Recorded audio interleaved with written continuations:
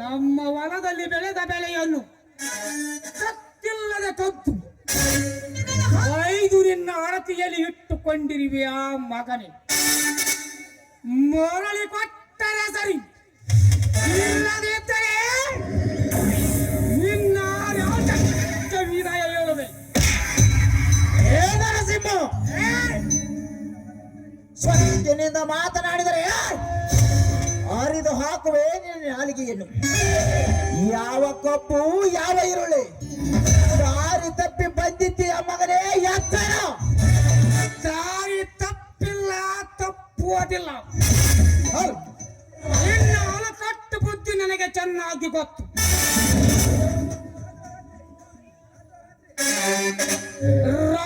ರಾತ್ರಿ ನನ್ನ ಹೊಲಕ್ಕೆ ನುಗ್ಗಿ ಬೆಳೆಯನ್ನು ಕತ್ತು ಧರಿಸಿದ್ದೀಯಾ ಅನ್ನುವುದು ಚೆನ್ನಾಗಿ ಗೊತ್ತು. ಸುಮ್ಮನೆ ಮರಳಿ ಕೊಟ್ಟರೆ ಸರಿ, ರೈತನ ಹುಲಿಗಳ ಒಕ್ಕಟ್ಟಾಗಿ ನಿನ್ನ ವಂಶವನ್ನು ನಿರ್ವಂಶ ಮಾಡುವೆ. ಈ ದೇಶದ ರೈತನ ಬೆವರು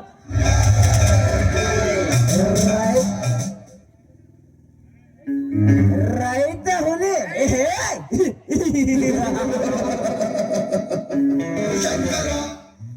ನಿನ್ನಂತ ರೈತ ಹುಲಿಗಳು ದಿನ ಬೆಳಗಾದರೆ ನನಗೆ ಸಲಾಂ ಮಾಡಿದ ಜೀವನ ಮಾಡ್ತೇವೆ. ನೀನ್ ಯಾವ ಲೆಕ್ಕಲೇ ಮಗನೇ?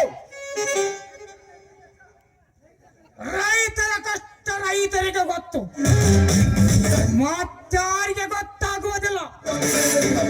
ರಾಜವನ್ನು ಆಳುವ ರಾಜಕಾರಣಿಯನ್ನು ಗೊತ್ತಾಗಬೇಕು. ನೀವೆಲ್ಲ ಸುಖದಲ್ಲಿ ಬೆಳೆದು ರೈತ ಬೆಳೆದ ಬೆಳೆಯನ್ನು ತಿಂದು ಮತ್ತೆ ರೈತನ ಕೀಳಾಗಿ ನೋಡುವ ನಿನ್ನಂತ ದುಷ್ಟರಿಗೆ ಏನು ಗೊತ್ತಾಗಬೇಕು ರೈತನ ಸಂಕಟ. ರೈತ ಬೆವರು ಸುರಿಸಿ ಕೊನೆಗೂ ಕಣ್ಣೀರು ಸುರಿಸಿ ಸತ್ತು ಹೋದ.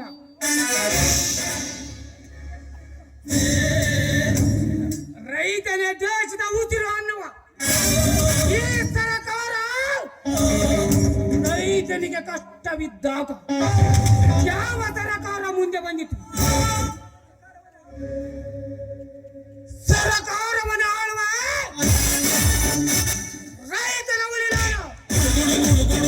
ಸರ್ಕಾರ ಆಳುವ ರೈತ ಹುಲಿ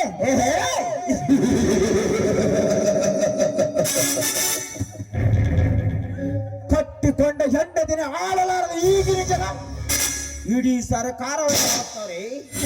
ಅದು ಏನೇ ಇದ್ದರೂ ನಮ್ಮಂತ ಶ್ರೀಮಂತರಿಂದಲೇ ನಿಮ್ಮಂತ ಬಣಾಧಿಕಾರಿಗಳು ಬದುಕುತ್ತಿರುವುದು. ಆಗಿದ್ದರೆ ಹೋದ ವರ್ಷ ಉತ್ತರ ಕರ್ನಾಟಕದಲ್ಲಿ ಕೃಷ್ಣ ದಂಡಿಯಲ್ಲಿ ಇದ್ದ ಜನರು ಬಂದು ಮನುಷ್ಯರು ದನ ಕರುಗಳು ನೀರಿನಲ್ಲಿ ಕೊಚ್ಚಿ ಹೋಗುವಾಗ ಎಲ್ಲಿ ಹೋಗಿದ್ದಾರೆ ನಿನ್ನಂತ ದುಷ್ಟ ಶ್ರೀಮಂತರು.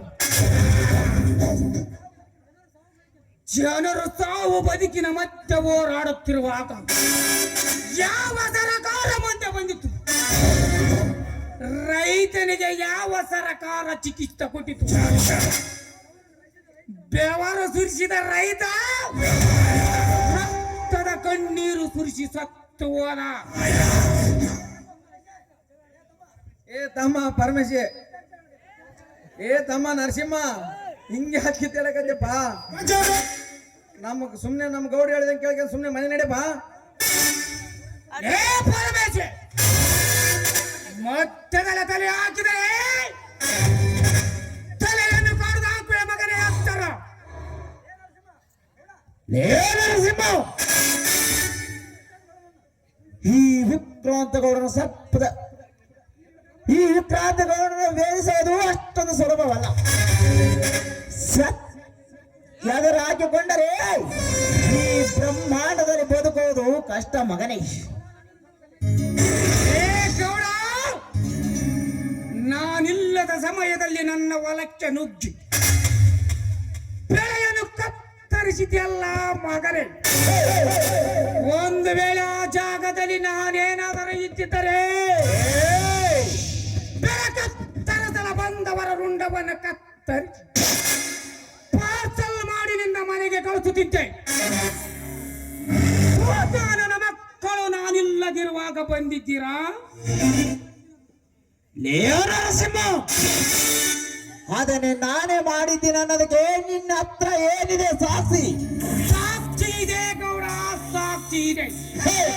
ಪಕ್ಕದ ಹೊಲದಲ್ಲಿ ಇದ್ದ ನನ್ನ ಸ್ನೇಹಿತನು ನೀನು ಮಾಡುತ್ತಿದ್ದ ಹೊಲಕಟ್ಟ ಕೆಲಸವನ್ನು ನೋಡಿ ನನಗೆ ತಿಳಿಸಿದ್ದಾರೆ.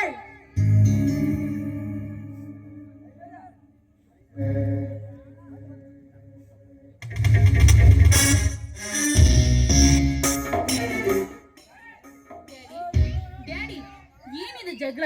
ನೆಮ್ಮದಿಯಾಗಿ ನಿದ್ದೆ ಮಾಡೋದಕ್ಕೂ ಬಿಡೋದಿಲ್ಲ. ಬಾ ಮಗಳೇ ಬಾ, ನನ್ನಿಂದ ನಿನಗೆ ತೊಂದರೆ ಆಯ್ತೆ? ಲೇ ನರಸಿಂಹ, ನನ್ನ ಮಗಳಿಗೆ ತೊಂದರೆ ಆಗುತ್ತಿದೆ ಮಗನೇ, ಯಾರು ಜಾಗ ಇಲ್ಲಿಂದ? ಲೇ ಗೌಡ, ನಿನ್ನ ಮಗಳೇನು ದೇವಲೋಕದ ಅಪ್ಸರೆಯೇನು? ನಿತ್ಯಗೆ ತೊಂದರೆ ಆಗುವುದಕ್ಕೆ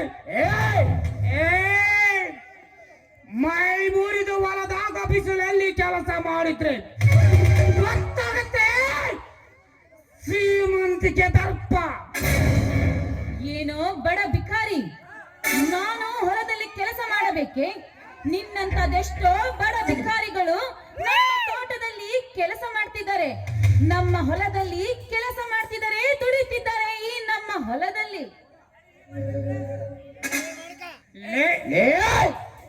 ನನ್ನ ಮಗಳಿಗೆ ಹೆದರು ಉತ್ತರ ಕೊಡುವೆ ಆ ಮಗನೇ? ಎತ್ತರದಿಂದ ಮಾತನಾಡು. ಇಂಥವರಿಗೆ ಬರೀ ಬಾಯಿ ಮಾತಿನಿಂದ ಹೇಳಿದ್ರೆ ಗೊತ್ತಾಗೋದಿಲ್ಲ. ಜಾಣನಿಗೆ ಮಾತಿನ ಪೆಟ್ಟು, ಕೋಣನಿಗೆ ದೊಣ್ಣೆ ಪೆಟ್ಟು ಕೊಡಬೇಕು.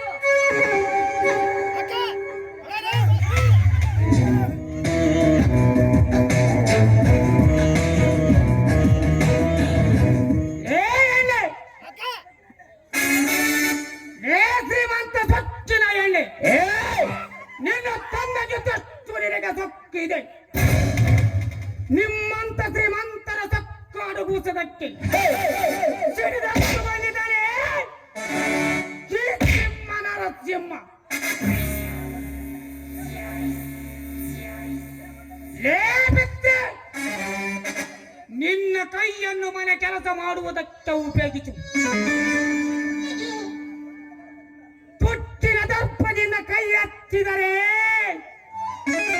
ಕೈಯನ್ನು ಕತ್ತರಿಸಿ ಹಾಕುವೆ. ಬಾಲು ಜೋತೆ ಅವಳಿಗೆ ಬುದ್ಧಿ ಹೇಳುವ ಯಾವ ಮಗನೇ? ಈ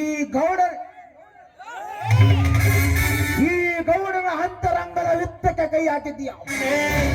ಈ ಯುದ್ಧದಲ್ಲಿ ಸೋಲು ಖಚಿತ, ನಿನ್ನ ಮರಣ ನಿಶ್ಚಿತ.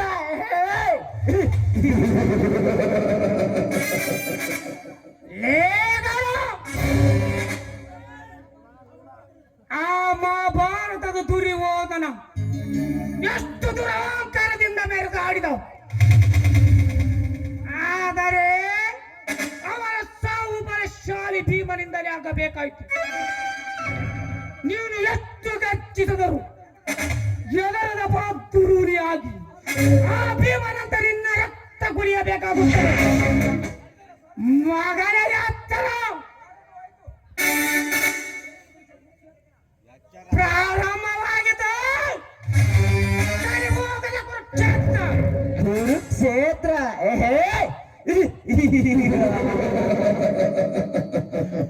ಇನ್ನು ಮುಂದೆ ಹಂತವಾಗಿ ಪ್ರಾರಂಭವಾಗುತ್ತದೆ ನನ್ನ ಕುರುಕ್ಷೇತ್ರ. ಈ ಗೌಡನ ಚಕ್ರವ್ಯೂಹವನ್ನು ಭೇದಿಸುವುದು ಅಷ್ಟು ಸುಲಭವಲ್ಲ. ಸತ್ತು ಹೋಗುತ್ತೀಯ ಮಗನೇ, ಎಚ್ಚರ. ಆ ಅಭಿಮನ್ಯುವೆ ಚಕ್ರವ್ಯೂಹಕ್ಕೆ ಸಿಲುಕಿ ಸತ್ತು ಹೋದ. ಅಂದ ಮೇಲೆ ನೀ ಯಾವ ಲೆಕ್ಕಲೇ ಕುಂಡೆ? ಹಾಗಾದರೆ ಆ ಚಕ್ರವರ ದಾರಿಯನ್ನು ಅರಿತವನು ಆ ಕಿಲಾಡಿ ಅರ್ಜುನ ಮತ್ತು ಕೃಷ್ಣ. ಅಂತವರ ವಂಶದವನು ನಾನು. ನನ್ನ ಮುಂದೆ ನಿಮ್ಮಂತ ನಾಯಿಗಳು ಸಮಾನ. ನಿಮ್ಮಂತ ದುಷ್ಟರನ್ನು ಸಂಹರಿಸುವುದು ಗೊತ್ತು, ತೆರೆಬೋಗಿದರೆ ರಕ್ಷಣೆ ಮಾಡುವುದು ಗೊತ್ತು. ಡ್ಯಾಡಿ, ತೆಗೆದುಕೋ ನಿನ್ನ ಬಂದೂಕನ್ನು. ಇವನ ರುಂಡವನ್ನು ಹಾರಿಸಿ ಬಿಡು. ಇವನ ಮಾತು ಜಾಸ್ತಿ ಆಯ್ತು ಡ್ಯಾಡಿ.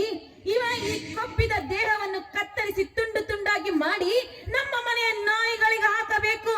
ಅವರಿಗೆ ಹಬ್ಬದ ಊಟ ಮಾಡಿಸೋಣ.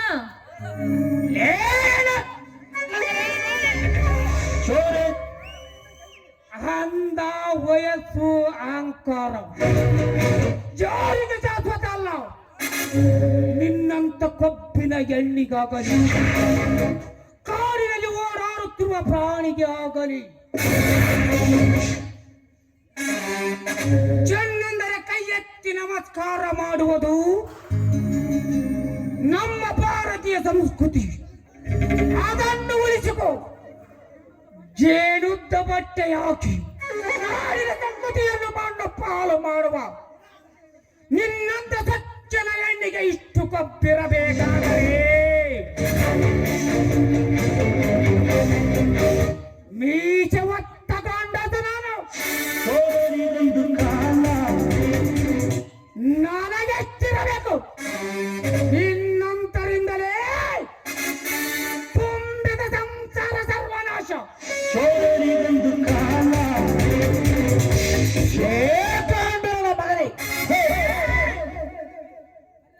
ಮರ್ಯಾದೆ ಮೀರಿ ಮಾತನಾಡ್ತಿದೀಯಾ?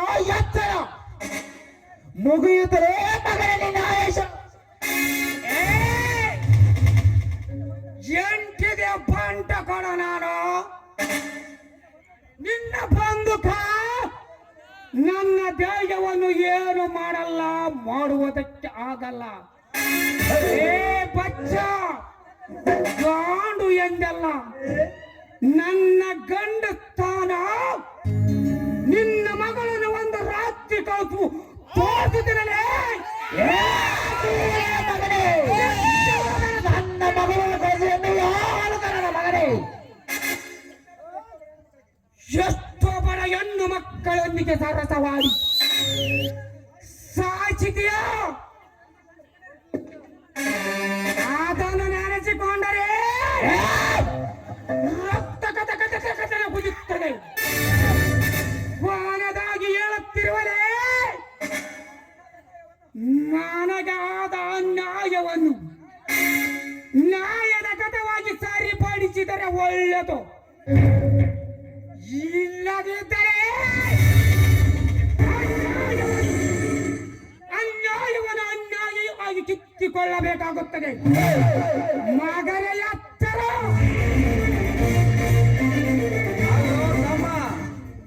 ಅಲ್ಲೋ ತಮ್ಮ, ನಮ್ಮ ಗೌಡ್ರು ಒಂದು ವೇಳೆ ಬೆಳೆ ಪರ್ರ ಕೊಡ್ಲಂದ್ರೆ ಏನ್ ಮಾಡವನೇನ?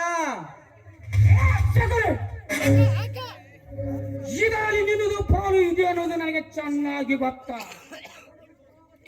2 ದಿನ ಕಾಲ ಅವಕಾಶ ಕೊಡುವೆ. ಅಷ್ಟರಲ್ಲಿ ನನಗೆ ಸೇರಬೇಕಾದ ನನಗೆ ಸೇರಿದರೆ ಒಳ್ಳೆದು, ಇಲ್ಲದಿದ್ದರೆ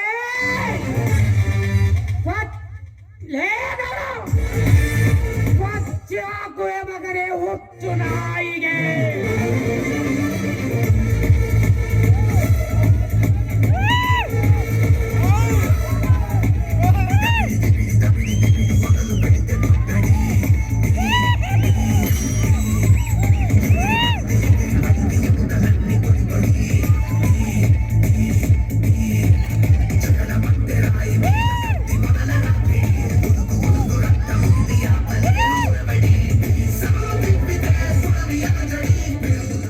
ಡ್ಯಾಡಿ, ಯಾರಿವನು? ನಮ್ಮೆದುರಿಗೆ ಇಷ್ಟೊಂದು ಸೊಕ್ಕಿನಿಂದ ಮಾತನಾಡಿ ಹೋದನಲ್ಲ, ನಿಮ್ಮೆದುರಿಗೆ ನನಗೆ ಬಾಯಿಗೆ ಬಂದಂತ ಮಾತನಾಡಿ ಹೋದ. ಯಾರಿವನು? ಇವನನ್ನು ಸುಮ್ಮನೆ ಬಿಡಬಾರದು. ನನ್ನ ಬಗ್ಗೆ ಕೆಟ್ಟದಾಗಿ